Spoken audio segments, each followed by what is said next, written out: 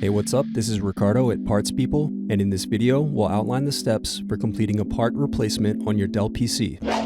Visit our website and use this coupon for a 5% off discount.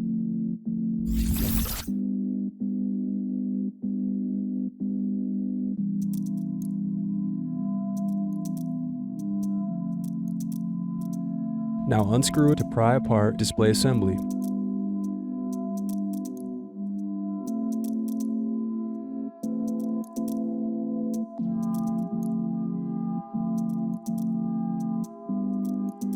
Next, disconnect and remove display assembly.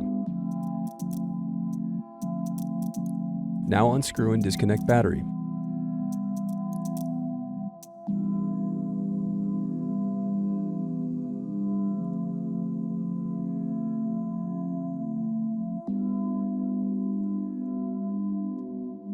Then unscrew and disconnect power button.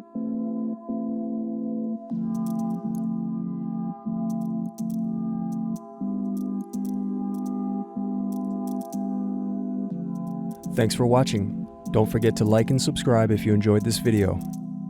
And if you need more, check out this playlist to watch other tutorials for your laptop.